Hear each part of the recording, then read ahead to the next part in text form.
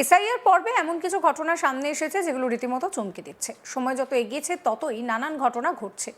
Enumeration form বিতরণ, জমা দেওয়া, এমনকি খসড়া ভোটার তালিকা প্রকাশের পরেও এই বিষয়টা অব্যাহত রয়েছে। এবার সেই তালিকায় আরও এক ঘটনার সংযোজন। খসড়া ভোটার তালিকা প্রকাশের পর উত্তর 24 পরগনার আমডাঙ্গা মরিচা গ্রাম পঞ্চায়েতের ভালুকা গ্রামে 3 ভাই ভোটার লিস্টে আচমকাই হয়ে গেলেন 4 ভাই। অভিযোগ, অবৈধভাবে বাংলাদেশ থেকে এই রাজ্যে প্রবেশের পর প্রতিবেশীকে বাবা সাজিয়ে ভোটার লিস্টে নাম উঠিয়েছে এক ব্যক্তি। অভিযুক্তের বিরুদ্ধে আইনত ব্যবস্থা নেওয়ার জন্য আমডাঙ্গা বিডিওর দ্বারস্থ হবেন বলে জানিয়েছেন অভিযুক্তের প্রতিবেশীরা। জানা যাচ্ছে, প্রথমে অবৈধভাবে 2001 সালে এই রাজ্যে প্রবেশ ভোলানাথ বিশ্বাস নামে ওই ব্যক্তির। তারপর বর্ধমান, দুর্গাপুর, কর্ণাটক হয়ে অবশেষে আমডাঙ্গার ভালুকা গ্রামে ভাড়া বাড়িতে আশ্রয় নেয় সে। স্থানীয় নরেন্দ্রনাথ বিশ্বাসকে বাবা হিসেবে দেখিয়ে ভোটার লিস্টে তার নাম রয়েছে বলেই অভিযোগ। অন্যদিকে নরেন্দ্রনাথ বিশ্বাসের সন্তান ও পরিবারের সদস্যরা জানাচ্ছেন, ভবিষ্যতে সম্পত্তির দাবি করতে পারে অভিযুক্ত, আর সেই কারণেই আমডাঙ্গা বিডিও অফিস ও ইয়ারোর সঙ্গে কথা বলে তাঁরা ভোলানাথের নাম বাদ দেওয়ার জন্য আবেদন জানাবেন বলেও জানিয়েছেন। কি বলছেন অভিযোগকারী গোবিন্দ বিশ্বাস, শোনাবো। আমরা এসআইআর ফর্ম ফিল আপ করেছি 2002 সালের। বাবার নাম ছিল, সেই তুলনায় আমার নাম ছিল না, বাবার নাম ছিল। বাবার নাম থাকার পরে আমরা ফর্ম ফিল আপ করেছি এসআইআর ফর্ম। কিন্তু এসআইআর আমরা এই 2025-এর যখন খসড়া তালিকার লিস্ট বেরিয়েছে তখন দেখি যে আমার বাবার নামের সাথে একজনের বাইরের লোকের নাম সেম হয়ে গেছে। মায়ের নাম, বাবার নাম সব মিলে গেছে। আমরা সেটা নিয়ে আমার বিএলওর কাছে অবজেকশন জানাতে চাই। আচ্ছা, জানিয়েছিলেন অবজেকশন? না, এখনও অবজেকশন জানাইনি। আমরা পিও 7 নম্বর ফর্ম দিয়ে 7 নম্বর ফর্ম দিয়ে আমরা অবজেকশন জানাতে চাই। আচ্ছা, যেই ব্যক্তির সাথে নাম উঠেছে আপনার বাবার, সেই ব্যক্তিকে চেনেন আপনারা? না, আমরা চিনি না।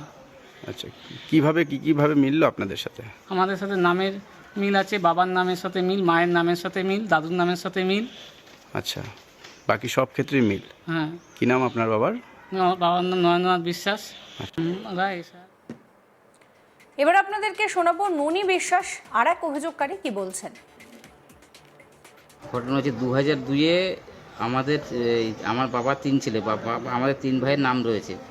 কিন্তু আমরা দেখতে পাচ্ছি 2025-এ যে খসড়া ভোটার তালিকা 16/12/2025-এ প্রকাশিত হয়েছে, তাতে পরিবারের সঙ্গে দেখা যাচ্ছে আমরা 4 ভাই, একজন যোগ হয়ে গেছে। সে বাংলাদেশ থেকে এসে নতুন করে ভোটার লিস্ট তুলে, মানে আমার বাবার সাথে তার এর নাম এক, কিন্তু দেখা যাচ্ছে আমার মাও যখন এসআইআর ফর্ম যোগ হয়েছে আমার মাও তার নাম তার সঙ্গে যোগ করে দিয়েছে। আমরা এটা ইয়ারোর কাছে জানাবো যাতে এই নামটা বাতিল হয়ে যায় আর কি। কবে জানতে পারলেন? এই 16 তারিখ যে প্রকাশ হয়েছে তারপরে জানতে পেরেছি। খসড়া তালিকা খসড়া তালিকার প্রকাশের পরে। এসআইআর ফর্ম ফিল আপ করেছেন? হ্যাঁ, এসআইআর ফর্ম এসআইআর ফর্ম। আর এক অভিযোগকারী বিমলা বিশ্বাসের কথাও শোনাবো আপনাদের। গণ্ডগোল হচ্ছে যে আজকে আমার এই ভোটার লিস্টে যে নাম উঠেছে, এই লিস্টের জন্য যে মানে ভোটার লিস্টে যে কী বলে এসআই কাগজটা যে হয়েছে, তাই আমরা জানলাম যে আমাদের তো বংশে ওরা 3 ভাই, কিন্তু আমি বড়, তাই এবার 3 ভাই, যেহেতু আমার স্বামী নেই, তাই এইবার যেহেতু বর্তমানে এখন ওরা 2 ভাই আছে, আমরা দেখলাম যে ওরা 2 ভাই বদলে নাম হচ্ছে আর একজনা। এবার আর একজনের যখন নামটা এসে সেই নামে পরবর্তী যে আমরা যেহেতু এখন আমরা আছি, পরবর্তীকালে বাচ্চা কাচ্চা আরও আছে, এই বছর সমস্যা হতে পারে, যার জন্য এটা আমরা অবজেকশন জানিয়েছি। বিএলওর কাছে জানালাম, বিএলওর কাছে গিয়ে বললাম যে আমাদের এই তালিকাটার নাম এসে, যখন তোমরা এসআই কাগজ জমা দিয়েছো, তখন তোমরা যখন পেয়েছো তখন তো তোমরা বলতে পারতাম না, তখন উনি আমাদের কিছু জানায়নি, তখন নামে হয়তো অ্যাডজাস্ট হতেই পারে, ওর জন্য কিছু বলেনি। যখন দেখছি পরবর্তীকালে পরপরে যখন এই নামটা দেখছি, তখন আমি এখন বলতে যাচ্ছি যে এই নামটার জন্য কাটানো যায়। এবার শুনে নেওয়া যাক অভিযুক্ত ভোলানাথ বিশ্বাস কি বলছেন। বলছি, আপনার বাবার নাম কি? আমার বাবার নাম নরেন্দ্রনাথ বিশ্বাস। মায়ের নাম? বকুল বিশ্বাস। আচ্ছা, বলছি নাম আমুদিনী বিশ্বাস। আচ্ছা, বলছি আপনার মা বাবা আপনার ভোটার লিস্টে যার নাম করে তুলেছেন, এসআইআর ফর্ম ফিল আপ করেছেন আপনি বলছেন, এসআইআর ফর্ম ফিল আপ করেছেন? এই তো করেছেন তো? বলছি, বিষয়টা হচ্ছে আপনার বিরুদ্ধে অভিযোগ আসছে যে আপনি যেভাবে নাম ভাঙিয়ে আপনার বাবার নাম এবং মায়ের নাম ভাঙিয়ে নাকি ভোটার লিস্টে নাম তুলেছেন। কিভাবে তুললেন? আমি ভাঙিয়ে তুলবো কেন? আচ্ছা, ডাকুক সেই সময় বলবো, যার জিজ্ঞাসা করে তাই বলবো। আপনি কি বাংলাদেশে থাকতেন আগে? আগে বাংলাদেশে থাকতাম আমি। আচ্ছা, কত সাল অবধি ছিলেন? বাংলাদেশে কত সাল থাকবো?